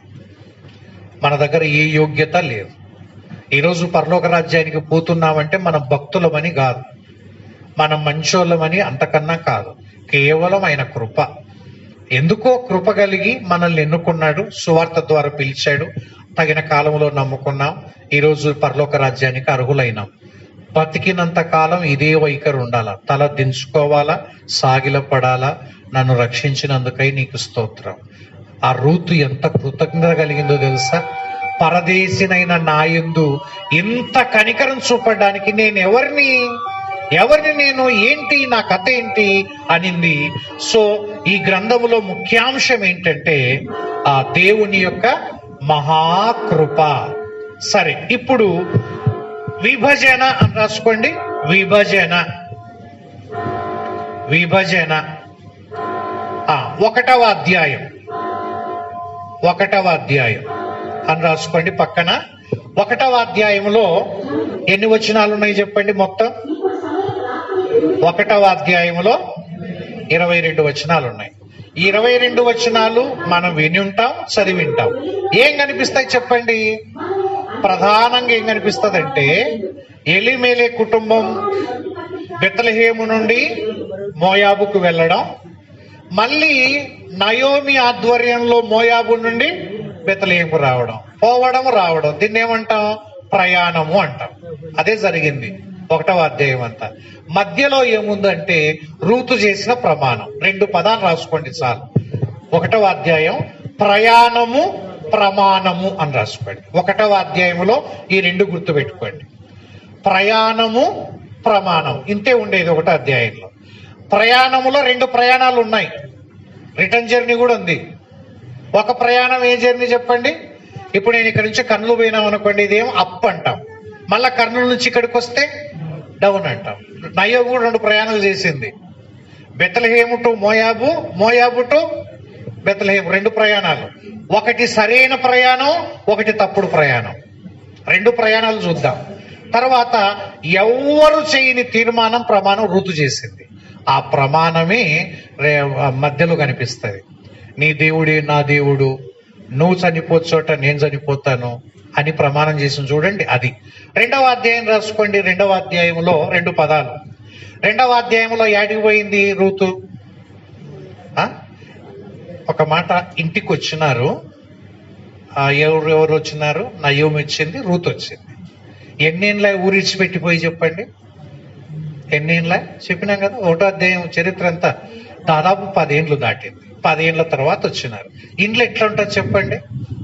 మనం 10 రోజులు ఊరికి పోతేనే ఎట్లా ఉంటుంది ఇండ్లు? ఇంకా 10 ఏళ్ళు దాటి ఉంటే ఎట్లయింది ఆ ఇండ్లు? ఎప్పుడు వచ్చినారో తెలియదు. రాత్రి వచ్చినారో, పగలు వచ్చినారో, మధ్యాహ్నం వచ్చినారో, సాయంత్రం దిగినారో. వచ్చిన రోజు ఎవరు అన్నం పెట్టింటారు చెప్పండి? ఎవరు పెట్టింటారు? ఎవరు ఒకరు పెట్టింటారు, పాపం నయోమి కదా అని. ఉదయం ఎవరు పెట్టింటారు? ఎవరొకరు పెట్టి. ఇంకా పొద్దునొకరు పెడతారా? 24 గంటలు ఏదో ఒక పూట అంటే పెట్టినారు. అప్పుడు ఏమని తెలుసునా రూతు, అత్త ఇట్లా కూర్చుంటే ఎవరు పెట్టరు, ఇంకా నేను పనికి వెళ్తానని పొలములోకి వెళ్ళింది. సో 2వ అధ్యాయములో ఏం చేసింది? పొలానికి వెళ్ళింది. పొలములో ఏం చేసింది? పరిగె. ఆ 2 పదాలు రాసుకోండి. 2వ అధ్యాయంలో ఏం చూస్తామంటే పొలము, పరిగె, 2 పదాలు. 1వ అధ్యాయములో ఏంటిది? ప్రయాణము, ప్రమాణం. ప్రయాణము, ప్రమాణం 1వ అధ్యాయములో. 2వ అధ్యాయములో పొలము, పరిగె. పొలము, పరిగె. పొలం అంటే తెలుసులే, పరిగె అంటే తెలుసునా? పరిగె పరిగె అంటే అంతా ఇడిచిపెట్టిన తర్వాత ఏరుకుంటారు చూడండి కింద ఉన్నవి, అది పరిగె అంటాం. 3వ అధ్యాయం రాసుకోండి. 3వ అధ్యాయము ఎక్కడ పోయింది? కళ్ళంలోకి పోయింది. కళ్ళంలోకి పోయి ఏం చేసింది? పాదాల దగ్గర పడి అడిగింది. దాన్ని ఏమంటామంటే ప్రార్థన అని రాసుకోండి. 3వ అధ్యాయంలో ప్రార్థన చిన్న డాష్ పెట్టి బోయజు మీద ఏం చూసినాడు? నీ ప్రవర్తన బాగుంది అన్నాడు. కాబట్టి ప్రార్థన, ప్రవర్తన 3వ అధ్యాయంలో ఈ 2 పదాలు. ప్రార్థన, ప్రవర్తన, ప్రార్థన, ప్రవర్తన. 4వ అధ్యాయం చివరి అధ్యాయం, 4వ అధ్యాయంలో ఏం జరిగిందమ్మా? ఇంకా పెండ్లే రాసుకోండి. పెండ్లి 4వ అధ్యాయం అంటేనే పెళ్లి. డాష్ పెట్టి ఇంకేమైంది? పెళ్ళి అయినాక కొడుకు పుట్టినాడు. దాన్ని పా వచ్చేటట్టు రాసుకోవాలి. కాబట్టి ఫలము అని రాసుకోండి. అన్ని పా రాసుకున్నాం కదా, అందుకోసమే ఫలము, పెండ్లి, ఫలము. ఇప్పుడు చెప్పండి, ఒక్కొక్క అధ్యాయానికి 2 మాటలు గుర్తుపెట్టుకోవాలి. ఒక్కొక్క అధ్యాయానికి 2 మాటలు. మొదటి అధ్యాయం ప్రయాణము, ప్రమాణం. 2వ అధ్యాయం పొలము, పరిగె. 3వ అధ్యాయం ప్రార్థన, ప్రవర్తన. 4వ అధ్యాయం పెండ్లి, ఫలం. ఇవి గుర్తుపెట్టుకుందాం. Okay, right. ఇప్పుడు మొదటి అధ్యాయంలోకి ప్రవేశిద్దాం. ఇదంతా కూడా మనం పరిచయం చేసుకోవడానికి ప్రయత్నం చేశాం. ఈ గ్రంథాన్ని అర్థం చేసుకోవడానికి ప్రయత్నం చేశాం. ఇప్పుడు మొదటి అధ్యాయములో ఫస్ట్ హెడ్డింగ్ పెట్టేద్దాం. అదేంటంటే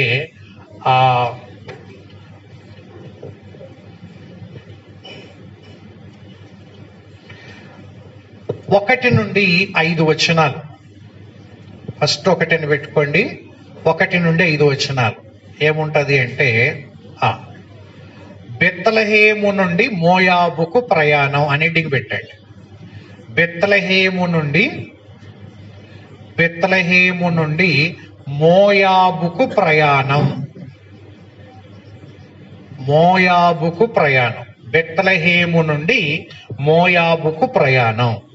బెత్లెహేము నుండి మోయాబుకు ప్రయాణం. ఇది ఒక కుటుంబం చేసిన ప్రయాణం. ఇది తప్పుడు ప్రయాణం అని తెలిసింది. వీళ్ళు బయలుదేరేటప్పుడు ఎంతమంది బయలుదేరినారు చెప్పండి? 4 అంటే ఇట రాసుకోవచ్చు. 3+1. 3+1 అంటే ఏంటి? 3+1 అంటే 3 మొగోళ్ళు, 1. 3 ఎవరెవరు? ఎలిమెలెకు, మహులోను, 2 కొడుకులు, వాళ్ళ నాయన. ఈడెవరు? నయోమి. మళ్ళా ఆ 1వ అధ్యాయం అయిపోయేసరికి 5 వచనాలు అయిపోయేసరికి ఎంతమంది మిగిలినారు? 0+3 అయినారు. 0+0 అంటే ఎటు పోయినారు? ఈ 3 పోయినారు, పైకి పోయినారు. ఎలిమెలెకు లేడు, 2 కొడుకు లేడు. ఇంకా మిగిలిన వాళ్ళు ఎవరు? ఎంతమంది? 3 విధవరాండ్రు మిగిలారు. Naomi, Orpah, Ruth. అంటే ఒక చెయ్యరాని ప్రయాణం చేస్తే, తప్పుడు ప్రయాణం చేస్తే దాని ఫలితం ఎట్లా ఉంటుందో చూడండి. నా ఇష్టం వచ్చినట్టు నేను పోతా అంటే ఆ ఫలితాన్ని నువ్వే అనుభవించాల. ఇది తప్పుడు ప్రయాణానికి ఫలితం ఎట్లుంటుంది? పచ్చగా ఉండే కుటుంబం ఎండిపోయింది. కలకల్లాడే కుటుంబం, భార్య, భర్త, 2 కొడుకులు. ఇంతకన్నా ఏం కావాలండి కుటుంబం? ఇంకా భార్య, భర్త, 2 కొడుకులు, 4 హ్యాపీగా పచ్చగా ఉండే కుటుంబం ఈరోజు మోడుబారిన జీవితాలుగా మారిపోయినాయి. మనము ప్రయాణాలు చేసేటప్పుడు జాగ్రత్త. నేను ఏ ప్రయాణం చేస్తున్నాను అన్నది గుర్తుపెట్టుకొని చేయాల. సరే, మొట్టమొదటగా వీళ్ళు ప్రయాణాన్ని మొదలు పెట్టడానికి కారణం ఏం చెప్పింది? 1వ వచనం చదవండి మళ్ళీ ఒకసారి. 1వ వచనం.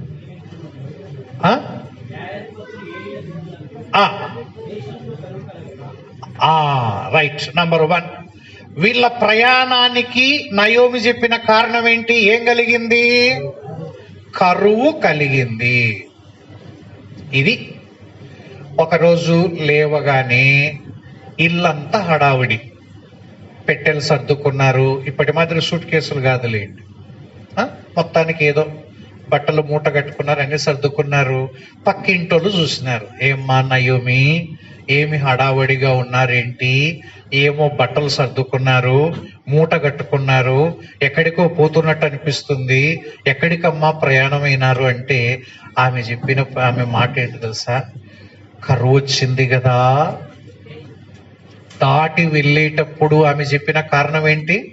కరువు వచ్చింది కదా. అంటే ఆమె మీద వేసుకోకుండా కరువు మీద వేసేసింది. ఒక వ్యక్తి మందిరాన్ని వదిలి, సంఘాన్ని వదిలి వెళ్ళిపోయేటప్పుడు కూడా వాళ్ళ మీద వేసుకోరు. ఎవరి మీదనో దేని మీదనో టెంకాయ కొట్టి పోతుంటారు. ఎందుకు ఇట్లా చేసినావు? ఎందుకు ఇట్లా చేసినావు? ఆయమ్మ వల్ల. ఎందుకు ఇట్లా చేసినావు? ఆయన్న వల్ల. ఏదో ఒక కారణం చెప్పాలి కదా. ఎందుకు కూడికకు రాలేదు? పలాని వారి వల్ల. ఎందుకు కూడికకు రాలేదు? వీళ్ళ వల్ల. నయోమి కూడా ఎవరి మీద వేసేసింది? కరువు. నిజానికి బెత్లెహేములో కరువు. అసలుకి బెత్లెహేము ఎటువంటి దేశము చూద్దాం, చూడండి రండి ఒక మాట. అది ఏంటంటే నిర్గమాకాండం 3:8. అసలుకి ఈ దేశం ఎటువంటి దేశం? నిర్గమాకాండం 3:8. 3వ అధ్యాయము 8వ వచనం. కాబట్టి విడిపించుటకును ఆ దేశములో నుండి ఆ పేరు పట్టుకోండి, విశాలమైన మంచి దేశమునకును అనగా కనానీయులకు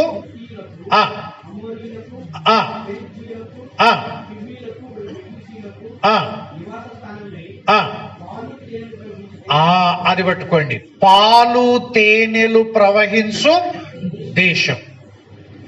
ఆడ 2 మాటలు పట్టుకోండి. దేవుడు మోషేకు వాగ్దానం ఇస్తున్నాడు. ఆ దేశం మిమ్మల్ని తీసుకుపోయే దేశం ఎటువంటి తెలిసిన, అది మంచి దేశం. మంచి దేశం ఎటువంటిదయ్యా అంటే, ఏం ప్రవహించే దేశం? పాలు తేనెలు. ఒక మాట గుర్తుపెట్టుకోండి, దీని అర్థం ఏంటంటే పాడి పంటకు కొదవలేని దేశం అది బెత్లెహేం అంటే. ఒక వ్యక్తి చెప్పగా విన్నాను, ఇప్పటికీ కూడా ప్రస్తుతం ఇజ్రాయెల్ దేశంలో ఒక ఆవు ఒక రోజుకు ఎన్ని లీటర్ల పాలు ఇస్తుందంటే 30 లీటర్ల పాలు ఇస్తుందట. ఇప్పటికీ ఇజ్రాయెల్ దేశంలో ఒక ఆవు, మన బర్రె 3 ఇచ్చేసరికి మురిసిపోతుంటాం. 3 లీటర్లు, మాది చిన్న బర్రె కాదు, 3 లీటర్లు ఇస్తుందని. ఇజ్రాయెల్ దేశంలో యాపిల్ పండ్లంట ఇంతింతలా ఉంటాయట. నమ్మండి, ఇంతింతలా యాపిల్ పళ్ళు. మనం ఇట్లా చేతిలో పట్టుకునే యాపిల్ పండ్లు కాదు, ఇంతలా యాపిల్ పండ్లు ఉంటాయట. ఇజ్రాయెల్ దేశంలో ఈ ద్రాక్ష గెల గుత్తులుగా ఎష్కోలు లోయలోనే మనకు తెలుసు. ఈ ద్రాక్ష గెలను ఒకడు మొయ్యలేక 2 దండె పెట్టుకొని మోసినారు. అంత శ్రేష్టమైన దేశం. దేవుడు దేశానికి మంచి దేశం అని పేరు పెట్టాడు, పాలు తేనెలు ప్రవహించు దేశం. ఇంకో చోటికి రండి. ఆ దేశం ఎటువంటిదంటే ద్వితీయోపదేశకాండం 8వ అధ్యాయం 7-9 వచనాలు. ద్వితీయోపదేశకాండం 8వ అధ్యాయము 7 నుంచి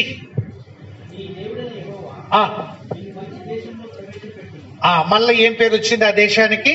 మంచి దేశం. ఆర్డర్ రాసుకున్నాం కాబట్టి రాయలే. ఆ తర్వాత నీటి వాగులను, లోయలలో నుండి, కొండలలో నుండి, అగాధ జలములను, అంటే నీరు సమృద్ధిగా గల దేశం.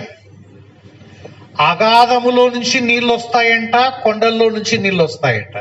అసలుకి నీళ్లు ఉంటే ఇంతకన్నా మంచి దేశం ఏంటి చెప్పండి? ఇంకా యూదా దేశము నీరు సమృద్ధిగా పారు దేశము అని గుర్తుపెట్టుకోండి.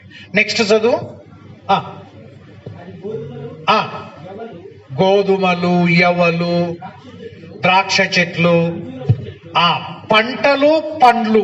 ఆ వచనమంతా చదివితే ఇది కనిపిస్తాయి, పంటలు, పండ్లు. ఆ తర్వాత కింది వచనం చదువు. ఇంకా కరువు అనుకొనకుండగా. ఆ దేశం ఎటువంటి దేశం తెలుసిన?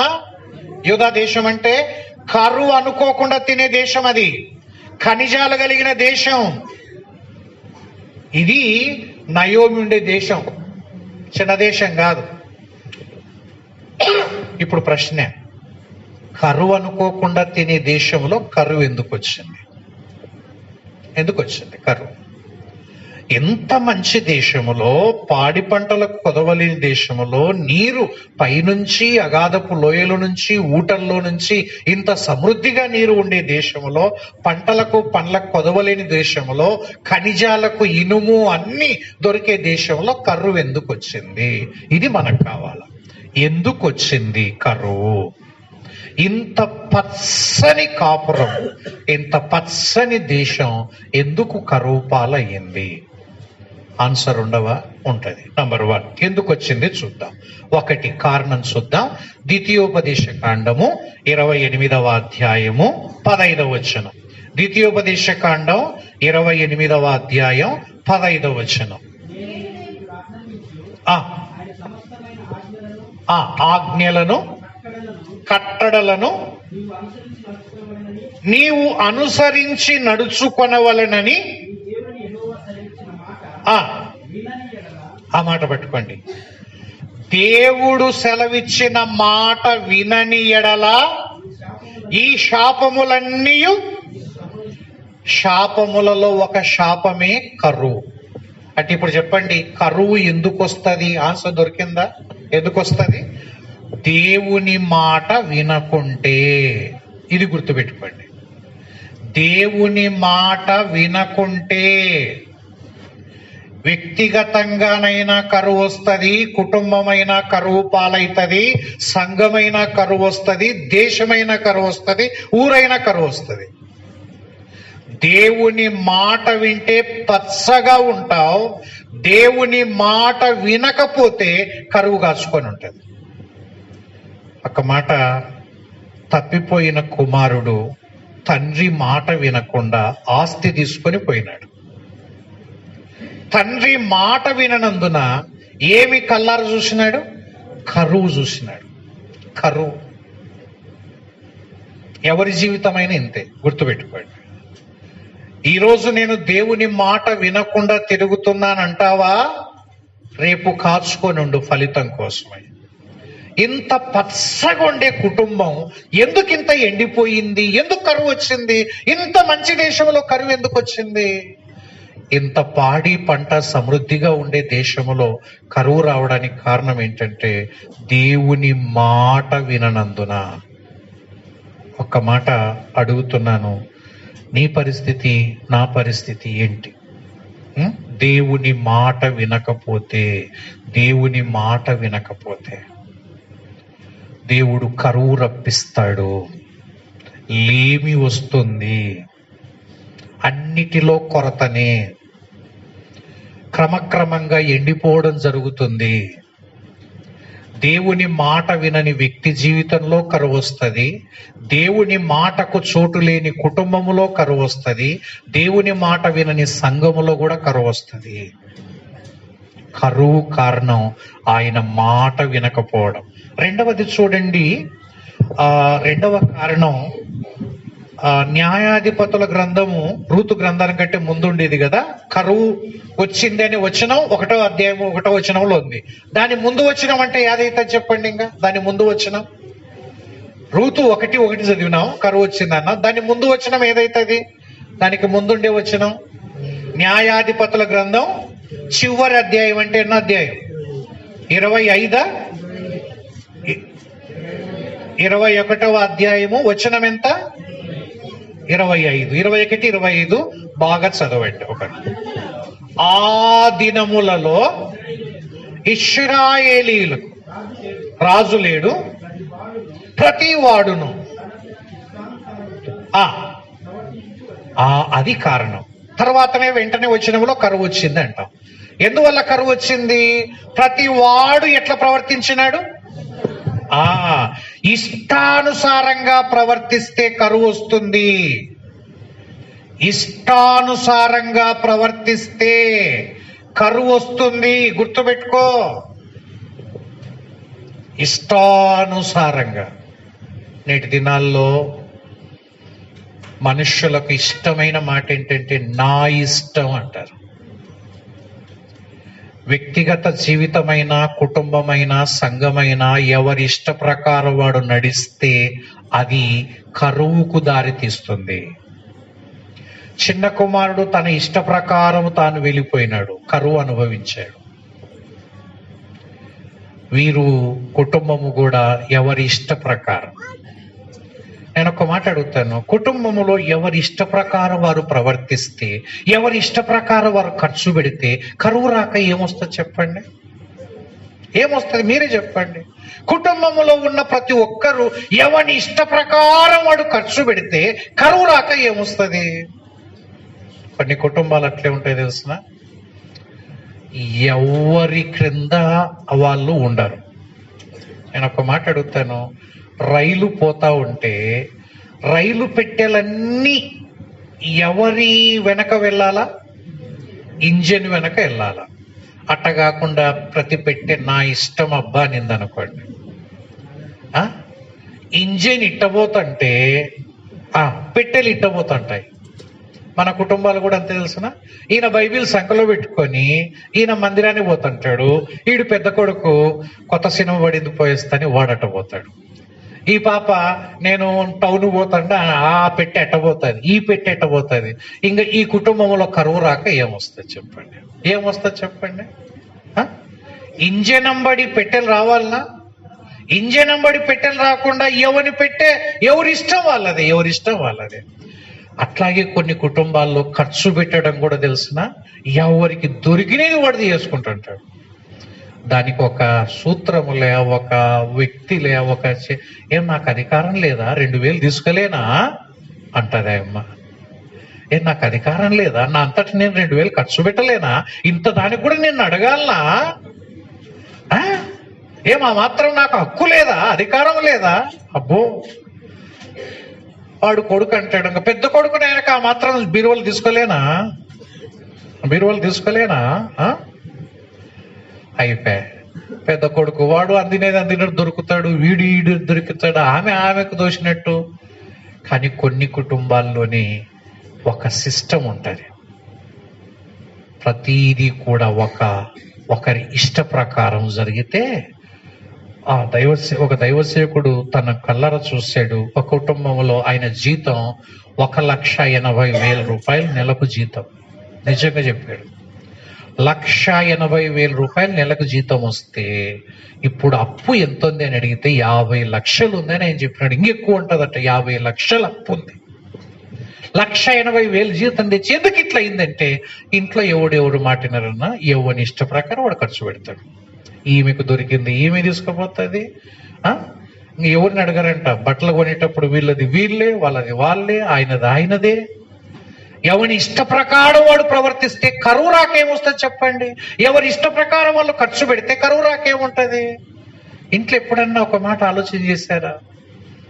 తండ్రి అయినా తల్లి అయినా దేవుని చిత్త ప్రకారం నడుచుకుంటామంటే పచ్చగా ఉంటారు. దేవుని చిత్తం పట్టదు, దేవుని ఇష్టం పట్టదు, నా ఇష్టం. ఒక మాట లాజరు ధనవంతుని ఉపమానంలో ధనవంతుడు నరకంలో గాలడానికి ఒకటే కారణం చెప్పినాడు, నీవు బ్రతికిన కాలం అంతా నీ ఇష్ట ప్రకారం నువ్వు నా ఇష్టం పట్టించుకోలే. లాజరు ఏమన్నాడు తెలిసిన? లాజరు అబ్రాహాము రొమ్మునంటే ఈ ధనవంతుడు అగ్నిలో కాలుతూ తండ్రివైన అబ్రహామా అన్నాడు. తండ్రివైన అబ్రహాం అంటే అబ్రహాం అన్నాడు, వరే జాతిని బట్టి నువ్వు కొడుకు కావచ్చు కానీ నీతిని బట్టి నీకు నాకు చాలా తేడరా. అంటే అబ్రహాం కొడుకే, సంతానం ఎంత లేదు ఎందుకు పిలుస్తారు చెప్పండి? అబ్రాహాము ఒరే జాతిని బట్టి నా కొడుకు గాని నీతిని బట్టి నీకు నాకు చాలా తేడనైనా, అందుకే నేను ఈడుండవు నువ్వు ఆడుండవు.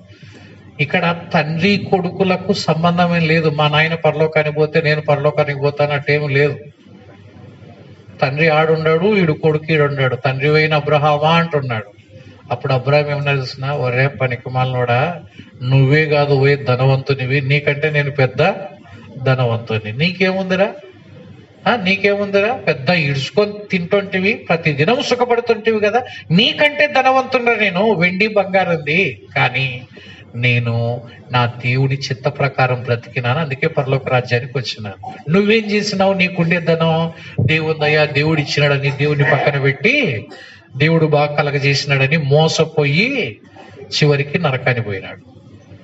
లాస్ట్కి ఏమన్నా తెలిసిన, లాజరు చిటికని వేలుతో, రాజులు చిటికని వేలు ఎట్టుండే భూలోకంలో అంత రోగం, సీము నెత్తరు, అట్టటి చిటికనీళ్ళతో నీళ్లు కావాలని అడుగుతున్నాడు. ఎవరు చెప్పండి? మనోడు. రేపొద్దున నా ఇష్టం అని తిరిగితే రేపు మన గతి ఇదే. ఈ లోకంలో బ్రతుకుతూ ఉండగానే కరువు పాలవుతావు, చచ్చిన తర్వాత యుగాయుగములు అక్కడ ఉంటాం, పాతాళమే. ఎందుకు కరువు వచ్చిందో ఆలోచన చేయండి. దేవుని మాట వినకపోతే కరువు వస్తుంది. ఎవని ఇష్టానుసారంగా వాడు ప్రవర్తిస్తే కరువు వస్తుంది. ఇంకొక మాట, ఎహెజ్కేలు గ్రంథం చూడండి. ఎహెజ్కేలు గ్రంథం 14వ అధ్యాయం 12-13. ఎహెజ్కేలు 14వ అధ్యాయం 12-13 చూద్దాం. చూడండి 12-13. యెహోవా వాక్కు నాకు ప్రత్యక్షమై, నరపుత్రుడా ఆ మాట పట్టుకోండి. ఏ దేశమైతే విశ్వాసఘాతకమై నా దృష్టికి పాపము చెయ్యునో దానికి నేను విరోధినై ఆహారము లేకుండా చేసి ఏం పంపిస్తానట. ఇదే ఇంక అర్థమైంది. ఇంత సూటిగా అర్థము కాకుండా పోవడానికి ఏమీ లేదు. ఏ దేశం అయితే, ఏ వ్యక్తి అయితే, ఏ కుటుంబం అయితే, ఎవరైనా అక్కడ పెట్టుకోవచ్చు, దేశం బదులు వ్యక్తి పేరు పెట్టవచ్చు. ఏ వ్యక్తి అయితే, ఏ కుటుంబం అయితే, ఏ దేశం అయితే నా దృష్టికి పాపము చేస్తుందో, కరువు ఎందుకు వస్తుంది చెప్పండి? పాపము చేస్తే కరువు రప్పిస్తాను, కరువు రప్పిస్తాను. ఈరోజు మనకేం కరువులు ఉన్నాయో ఆ రోజు వారు ఆహార కరువు పొందుకున్నారు, ఆహారం లేని కరువు.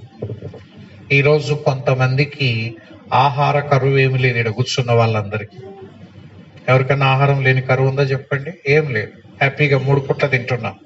కొంతమందికి ఆర్థిక కరువులు అల్లాడిపోతున్నారు. చాలా మంది ఇక్కడ ఉన్నారు. ఆర్థిక కరువు. ఆర్థిక కరువు అంటే ఏం కరువు? ఇదే తనకలాడుతుంటారు తెల్లారేసరికి. ఏం చేస్తాం సార్, అల్లాడిపోతున్నాం. ఆడ తెచ్చినవి వీడ కడతాం, ఇడ తెచ్చినవి ఆడ కడతాం, 2 తెచ్చినవి వీడ కడతాం, మళ్ళీ ఈ అప్పు తీరడానికి అది తీస్తాం, అది తీసింది ఈడో తీస్తాం. ధైర్యంగా చెప్తారా? అప్పు లేని వాళ్ళు చేస్తారా? ఇడ నేను ఎత్తుతా, చేయను కూడా చేయను. ఎస్, అట్లనే కోట్లు ఉన్నాయనుకోండారు. ఏం లేవు, అవి లేవు ఇవి లేవు, అంతే. అప్పు చెయ్యనుగాక చెయ్యను. ఆర్థిక కరువుతో అల్లాడిపోతున్న జనాలు ఉన్నారు తెలుసా? ఎప్పుడు చూసిన ఆర్థిక కరువే. ఎందుకు ఒకసారి ఆలోచన చెయ్యి. నువ్వు దేవుని మాట వినడం లేదేమో. ఎందుకు వినలే సార్? ఎన్ని అప్పులు ఉన్నాయి సార్ నాకు? మరి దేవుని నమ్ముకున్నా. ఎన్ని అప్పులు ఉన్నాయా? 5 లక్షలు ఉన్నాయి సార్. కూలి పని చేసి ఎప్పుడు తీరుస్తావును? ఎప్పుడు తీరుస్తావు? ఎందుకు చేసినావు అప్పు? ఎందుకు చేసినా సార్? మా పాప పెళ్లి చేసిన. ఏ పెళ్లి చేస్తే ఏమైంది? 2.5 లక్షలు ఇచ్చిన సార్. 2.5 లక్షలు ఇవ్వమని ఈ అధ్యాయంలో ఉంది, ఆ వచనంలో ఉంది. చెప్పు, దేవుడు చెప్పినాడా? ఇలా సార్ పక్కింటోడు చెప్పా, ఈ సంబంధం దొరకదు పోతే. ఈ సంబంధం ఎట్టన్నా కాని రా, తెంపురా, ఎట్టన్నా కాని ఇయ్యాలి చూడు. మళ్ళీ ఈ సంబంధం దొరకదంటే తెచ్చిన అంట 2,05,000 తెచ్చినాడు, కట్నం ఇచ్చినాడు, చేసినాడు. కూలి పని చేసుకుంటూ అది తీర్చడం సాధ్యమవుతుందా? వడ్డీ కట్టడానికి చెమట గారుస్తున్నారు, వడ్డీ కట్టడానికి చేత కావడంలే. ఇంకా అది ఎప్పుడు తీరుస్తాడు? తర్వాత ఇల్లు కట్టుకునేందుకు 3 లక్షలు అప్పాయిస్తారండి. ఇల్లు అంటే నీకు లేకున్నాడు, చిన్న కొట్ట ఉండే సార్, ఉంటే ఏం బాగాలేదా? అది లేపి దేవుడు కట్టమని. నీకు దేవుడు ఇచ్చేట్టే కట్టుకో, అప్పు తెచ్చేవుడు కట్టమని. అంటే నువ్వు దేవుని మాట విన్నావా, వినలేదా?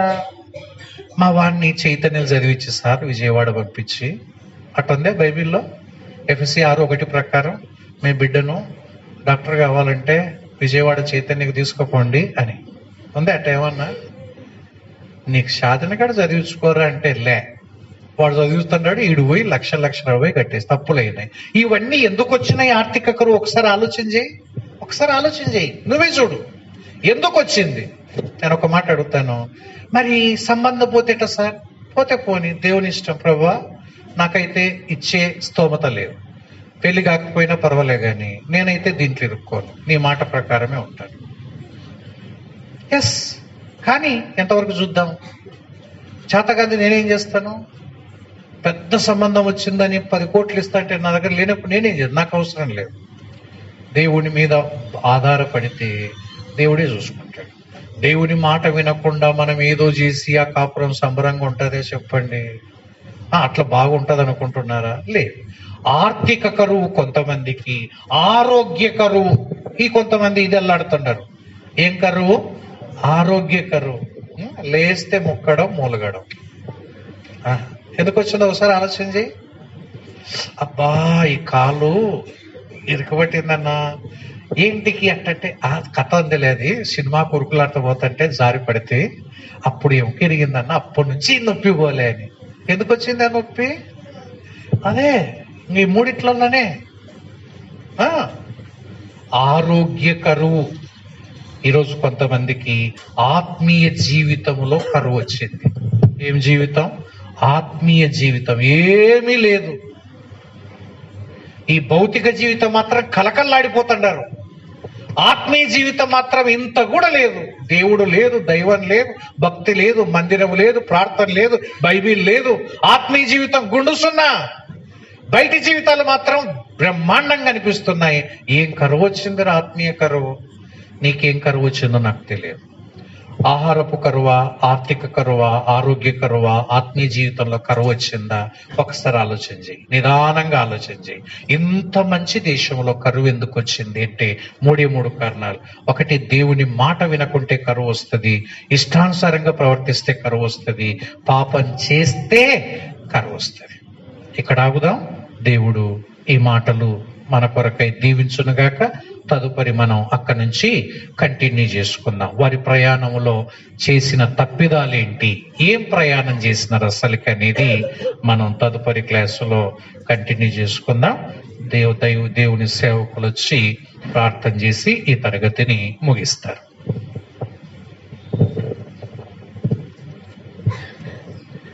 ప్రేమగల తండ్రి, కృపగల మా రక్షకుడా, నీ కొందనాలు. ఈ 2020 సంవత్సరంలో